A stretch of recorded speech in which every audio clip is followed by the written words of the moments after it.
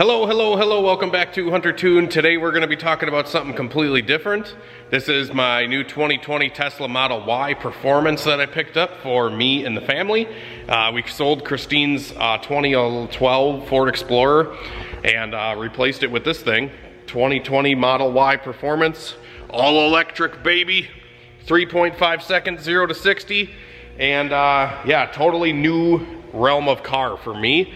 And Christine and me kind of wanted to pick one up, so we grabbed this thing, and I'm excited to show you guys. We picked it up from Carvana, and man, it's been kind of an experience. I don't know how I feel about it yet, and there's a lot of stuff in the car that I still have to figure out, but hopefully we will soon, and it'll be a really cool, different kind of vehicle for us to play around with on the channel and talk about, and maybe show you guys some of our experiences that we've had with it. So stay tuned, and I hope you guys enjoy the video. Everybody's probably gonna go unsubscribe now.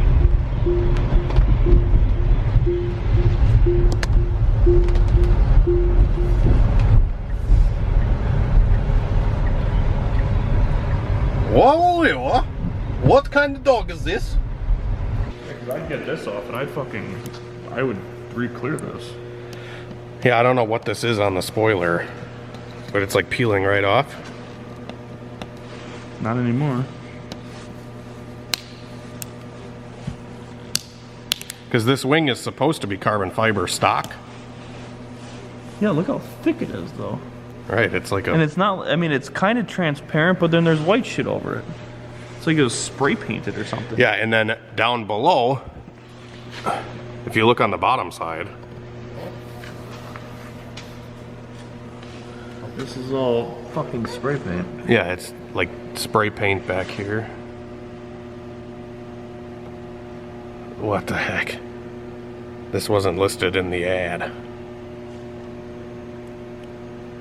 There's like overspray. It literally looks like spray paint.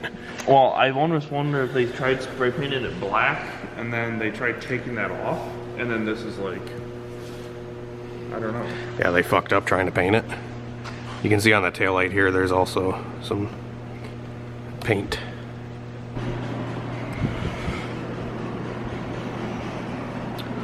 These are not right license plate screws. They're just like self-tappers that are like kind of half started into the hole. But these cars have like an actual threaded hole. It's like an M5 or something bolt. So this doesn't even stay on.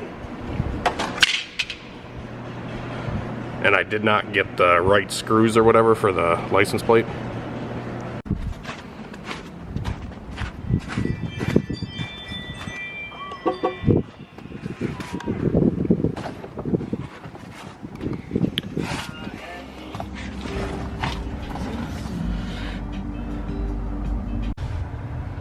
Alright guys, so I'm sitting in our new Tesla Model Y. I don't know why that one doesn't turn on. And everything's been really awesome with the car, but there's been a little bit of a hiccup trying to get the ownership to transfer. And I've been trying to do it through the app, and it's still registered under the previous owner. Like their email and stuff is still linked to the car, so like when we charged it today at the supercharger, it must have charged their account because it didn't ask me for payment or anything like that, which was kind of weird. I just figured Carvana would have like had this stuff figured out. I haven't gotten anything from them to figure out how to fix this, so that's kind of weird, kind of annoying, but I did. I'm very thankful for my Facebook fans and my Facebook followers, because a guy actually just reached out to me and told me how to fix this, and I'm hopefully going to be able to fix it right now and get this thing linked to my account that I just made on the Tesla app. So hopefully we'll be able to do that and everything will be a-okay. So I'll let you guys know if...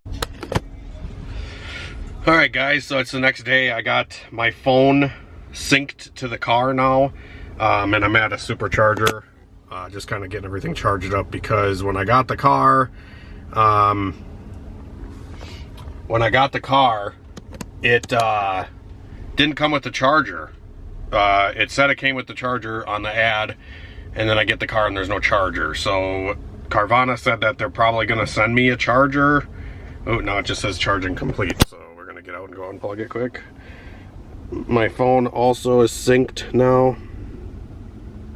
Supercharging completed. You have to unplug it before 5 minutes. So yeah, that's pretty cool. Like I said, I just got the phone set up, so I don't even have the key card in here anymore. Let's go unplug this thing. Let's see here. Do we got to unlock the charge port? Okay. Then when it's blue, we can pull it out. There we go. Okay. And it automatically shut for me. And we are ready to go. So since my phone's in here, I should just be able to put it in drive. Paid charging unavailable. Check unpaid balance. I don't know what the heck that means. Rate your charging experience on the app on my phone down there. I don't know what this means. What does this mean? What does this mean? Let's go park right here for a second and see what that means. I had the charge rate set at 84 just because I wanted to see, and currently at 84%, I'm getting 215 miles of rated range. I don't know if that's good or not or bad, but this is a performance model, so they don't get quite as many miles to the charge. Paid charging unavailable, check unpaid balanced. So mobile app, profile, account, and charging. Check unpaid balance. So if we go into the... Okay, so now it's starting to charge me, because it says your access to supercharging's been disabled because of unpaid fees.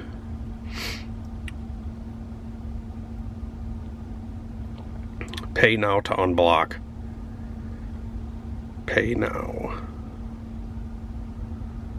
Okay, so I charged it and it was $12, and I have to pay this $12 to be able to supercharge again later. So yesterday, when I charged it yesterday just to see like how the experience would be, and I didn't have my phone synced to the car yet. It didn't charge me. I'm assuming it charged the other guy.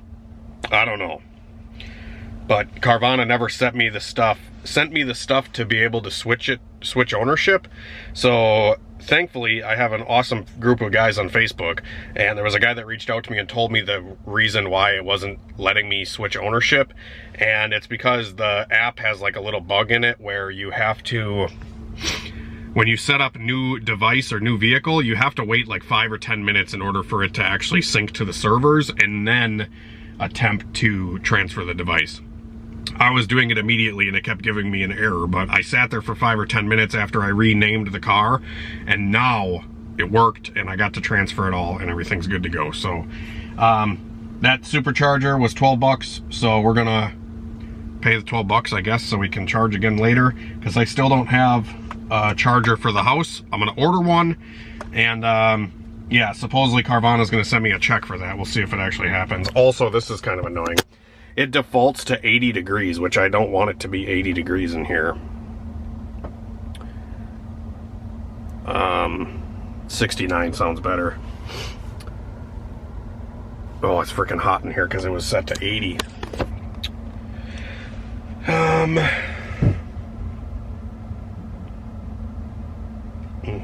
Okay, we're gonna go home now.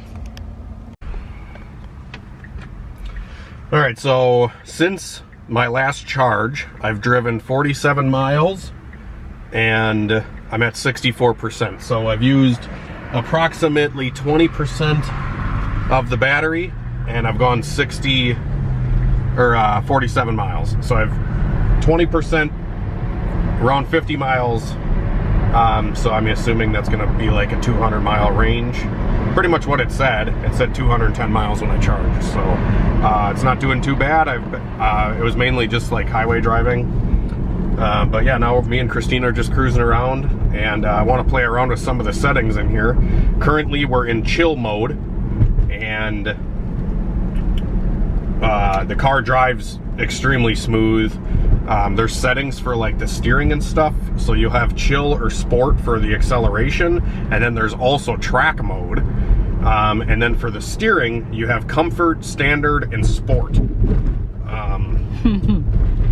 which from my experience, the comfort mode in the steering is just like, it's just really good power steering. Like there's not a lot of resistance to the wheel. When you put it in sport, it almost feels like a Civic with no power steering. Like you got to kind of move the wheel more aggressively to get it to turn. But yeah, it's pretty cool. I don't know what Christine thinks of the 1-foot driving, but I actually really enjoy it, where you pretty much don't even have to use the brakes in this car. You can just let off the accelerator like in a golf cart if you've ever driven a golf cart. And the car will come to a stop as long as you just kind of slowly let off the gas. It'll apply the regenerative braking and allow it to come to a stop. So in chill mode here, if we floor it, it's you know, it accelerates pretty good, but it's crazy just changing the setting from chill to sport, how much more ridiculous this car gets. Chill mode, like I said, it's actually a pretty good setting to daily drive in, I would say. And then as soon as the guy next to you starts pissing you off, you just slap it in sport mode and you're gone like the wind. So it's pretty cool. I have not experienced track mode. Me and Christine did one little pull in track mode, and I think it's even more than sport mode. So that's pretty cool. I did notice the other day it was raining when we got the car, and in sport mode, if I punched it off the line, it definitely felt like either the traction control was kicking on or it was just kind of a little lazy coming into the power band. But once it hit like 20 miles an hour, then it really started kind of pulling you back in the seat. Today, dry roads and stuff, put it in sport mode and it accelerates a little bit better. I think because the traction control isn't, you know, slipping or whatever. Track mode, from my understanding, disables the traction control, so you get all of it right now. At least that's what I think it is. We're still pretty new to the Tesla world, but it is a pretty cool change of pace. Do you like the car? Yep. You do? I do. What are your what do you think about it? Do you have anything to... I like this little thing here. The roof? Yeah. The sun, or I don't even know what to call it. A panoramic roof, moon roof, a sun roof. It's a sky roof. How about that? Sky roof? Yeah. Is there anything else you like about it? Do you like how it drives? I do. It's a little bumpy. Yeah, this is the Model Y Performance, so it does have 21-inch wheels and a pretty low profile tire. So it's a little bit, you know, sportier feeling, but it probably rides better than your Explorer. Yes. Yeah. It's very roomy. I like that the back has heated seats because I sit back there with Matt. Front seats are heated and the back seats are also heated, so that's awesome. I like that little gadget. What, the screen? Yeah. Yeah, so it's pretty cool. It kind of shows you where the car is in the lanes and stuff. It has autopilot, so you can pretty much turn on the cruise control with one little switch right there, and it will, you know, set you at 5 over the speed limit or whatever you have it set at, and the car will turn for you and do all sorts of stuff. It's pretty cool. But you have to have your hands on the wheel, applying a little bit of force to the steering wheel in order for the car to stay in autopilot. I actually, when I was driving earlier, I let my hands off the wheel and it started yelling at me, and then it said, you can no longer use autopilot on this drive, and it literally wouldn't let me turn it back on because I wasn't paying attention. It yelled at me, it scolded me. So I thought that was kind of funny. But yeah, so we're just on a country road here. I'm gonna put it in sport mode to compare how it was to chill mode. Sport mode is definitely a little bit spicier for sure. And then I want to compare it to track mode and see if we can notice anything different from sport to track. But yeah, these are kind of just first impressions. We just got the car, but it's been an experience. It's been a totally cool change of pace, and it'll be a nice daily driver for the family that we're creating. Another cool feature of the car is it has this wireless charging pad down here, so I can just take my phone and set it down and charge it. And like I said, I also have the phone app, or the Tesla app, on my phone now. And yes, that is snow, and yes, it is April. Yeah, literally, I think one of the last paramotor videos I made, I was like, oh, it's 70 freaking degrees outside, super nice out, and then every April we get pounded with snow, or like really cold temperatures, one or the other. Do you enjoy how quiet it is or no? Honestly, I don't really notice. Okay. It's not something the that radio's I would pretty think good. about. If the radio's on, the radio really cranks in this thing. It's honestly one of the best stereos I think I've ever heard. But okay, so this is sport mode. I'm just gonna punch it from a dead stop and we'll see. Where would you like me to film? Doesn't matter to me, babe. Okay. Maybe like this or something. I don't know. Whatever you think. Okay. Like, should it be on you? Doesn't matter. Or no? Or it could be on you. Nope. From a dead stop in sport mode. Oh! 60. Wow. Yeah, it hits pretty hard when it's actually dry concrete. Like when the roads were wet the other day and you punch it from a stop, it's definitely not like as crazy as that when the roads are wet. Because like I said, I think the traction control on this thing is smarter than I am. Even though I got a pretty good, I have a pretty good ability to pedal it. You know, I'm pretty good at pedaling because I drive front wheel drive Civics with 500 horsepower that do not hook up. So yeah, there's that. But that was pretty good. That hit pretty hard. And when Christine is impressed, you guys should be really considering that it is actually pretty fast, because it takes a lot to impress this woman, I'll tell you that. I'll take her for a ride in a 500 horsepower Civic and she'll be like, meh, it's all right. But this, you heard her, she was like, whoa, and that was a genuine reaction from you because she hasn't really felt a whole lot of the launch on this thing. But it's cool because that electric power is right now. Yeah, it really throws you back. Yeah, and I want to mention too, guys, like I'll always have gas cars and we'll always still be doing tuning and turbo builds and stuff like that. But this is a cool change of pace. It's something different, and they're honestly, I don't know, I feel like all the haters out there really haven't driven one. And there is no baby in here before anyone comments. Yeah, the baby's at Grandma's house right now. Yeah, so. Yeah. But he would probably enjoy it. Probably. He'd probably giggle. Wow, that's sauna. And we haven't seen the sun in like 3 damn days, huh? I thought you just said sauna. Is that Sheryl Crow? Isn't that like a Kid Rock song? 3 damn days. Oh, is it Kid Rock and Sheryl Crow? Yeah. Yeah, that's what I thought.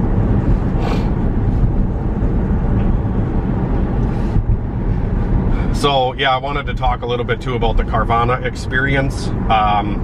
I did probably throw the clips in of what the trunk looked like, and the spray paint on the carbon fiber spoiler that is ruined on the car was not mentioned in the ad. We did not receive a charger with the car, which they said they're reimbursing me for. There is a chunk out of the one driver's side or the passenger side front tire, which came from somebody curbing the wheel, which is really easy to do on this car.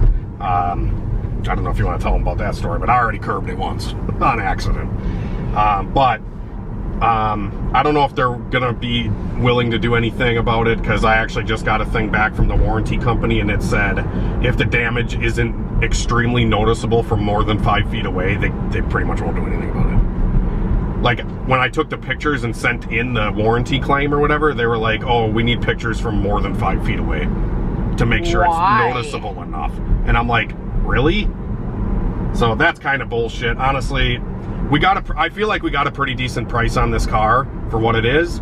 And there's honestly like none of them locally. So I was like, well, if we want to buy a Tesla, Carvana is one of the only options that's like available. And I was like, oh, they have a warranty, they have all this stuff. But I feel like a chunk out of the tire is a safety thing though. yeah, that's exactly. So who cares like, if you can see it 5 feet away or how not? can a dealership sell a vehicle with a chunk out of the sidewall? Like, it's honestly, it's fine. Like, I'm not concerned. I don't think it's gonna blow out tomorrow, but it's still like, really, you know? And the spray paint, like, me and T-Bag cleaned it off, but I think they should reimburse me maybe a couple $100 or something for having to pay a detailer to clean that off, or me having to clean it off. Because it wasn't just like take it through the car wash, it comes off kind of thing. Like, me and Trevor scrubbed for like an hour with some really aggressive chemicals to get it off. So that was annoying. And then the license plate screws, like, just super kind of unprofessional. They put self-tappers. The threaded holes on the license plate are like M5x1, and they just they cross-threaded self-tappers into it, like one thread. So the plate was just sitting there rattling. I mean, just stuff like that is just like, come on, really? you pay good money for a car, you kind of expect to get something good, especially because you can't see the car before you get it. So, and they tell you all the stuff in the ad on the website, like these are the imperfections that the car has, and those were not mentioned. The trunk out of the tire, the spray paint on the trunk, and realistically, I think that's it. The imperfections, it said, was fine scratches, and there's a huge gouge. There's like a gouge on the side of it, yeah. It is not a fine scratch. But good thing I know a detailer, you know. Well, I guess we'll get it getting that out. But other than that, I mean, it's not that bad, you know. No, when you said there was all these problems, I thought it was going to be worse. Yeah, it's not that bad. I think I'm just a little bit picky. And when you spend, you know, good money on a car, well, and it's one thing want it to be perfect. If it's disclosed, like if it was in the ad, it's one thing, but to not have it in the ad. I just feel like maybe their inspectors are like not inspecting thoroughly, you know, or they just kind of send it down the road, you know, and move on to the next one. And I wonder, even if like we decided, which I don't think we're going to return it, but we have a 7-day test drive with the car, and we can return it after that 7 days, or before the 7 days is up, we can return it. And I wonder how that would work, if they would even do that, you know, like how much money they would take off for us to return it. Right, there has to be some sort of restocking fee or something. They said you pay the shipping fee, which was like $680 or something, and that is non-refundable. But you get the rest of the whole amount of the car back? I don't know. I don't like this either. Oh, the wood grain. Yeah, you guys should let me know. They probably do make like some sort of sticker wrap to put over it. But yes, I want a carbon fiber one instead of the wood grain as well.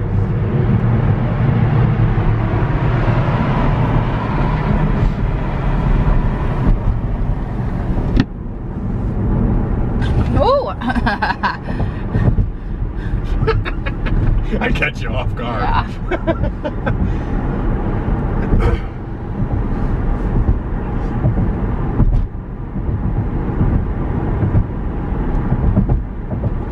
Alright, so we're gonna go do one more little pull in track mode and see if it's any different than sport mode.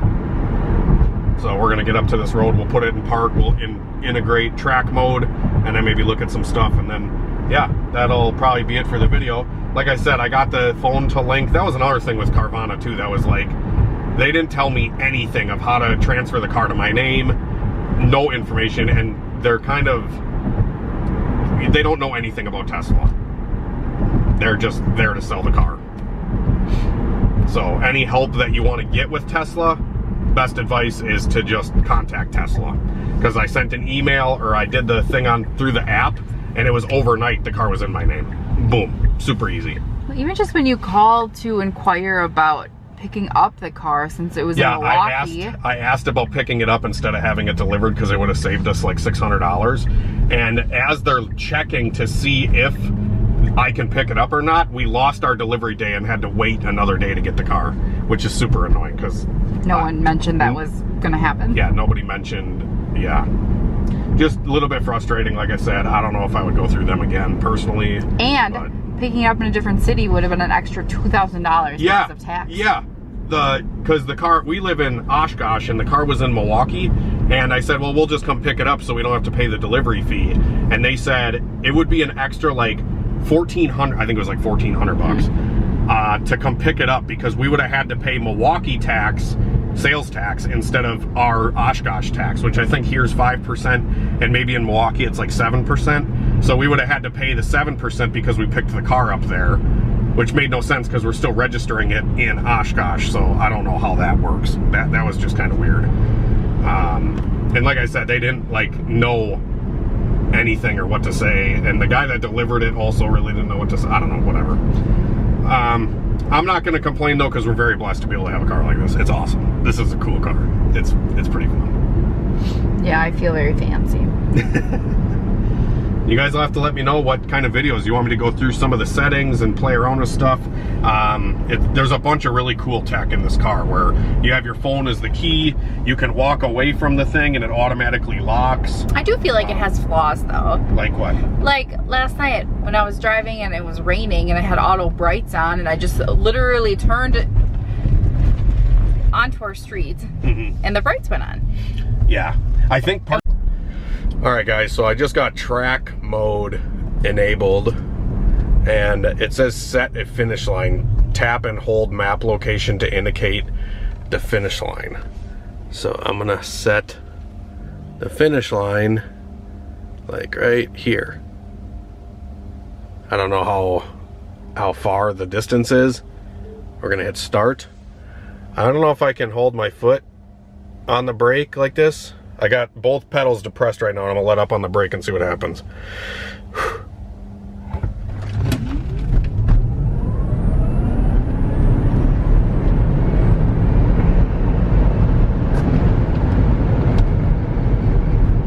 It didn't hit as hard, I don't think. I really don't think it hit quite as hard with my foot on the brake like that. I think it's better to just smash the gas. I don't know what this whole lap thing is. We're gonna hit stop on that guy. Yeah, it definitely wasn't like as exhilarating using your foot on the brake. I don't know. I think it's way better if you just floor it.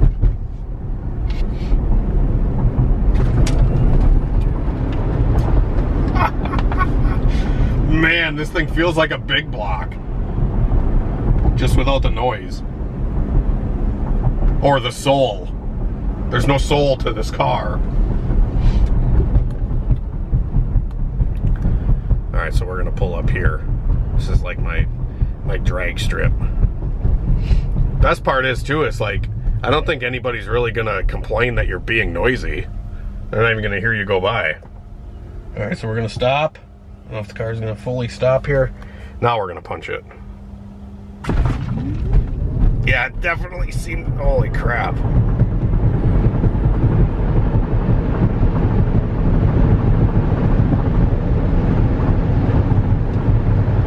Woo! I wonder how much battery we used there.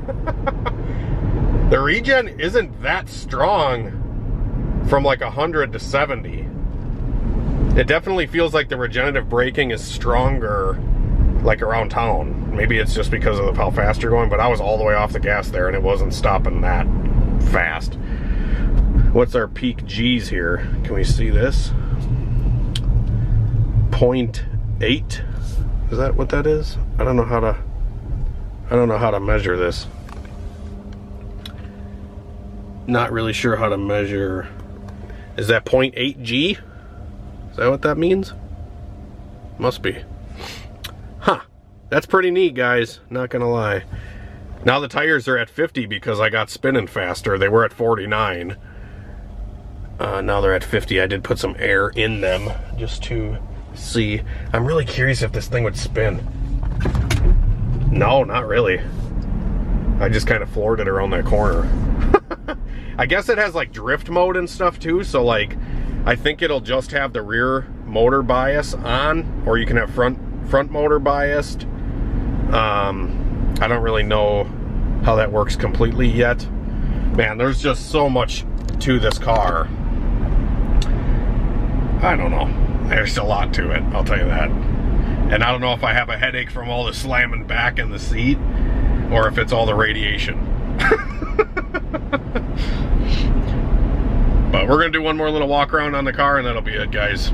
I hope you guys are enjoying the video. Leave a like if you are. Thanks.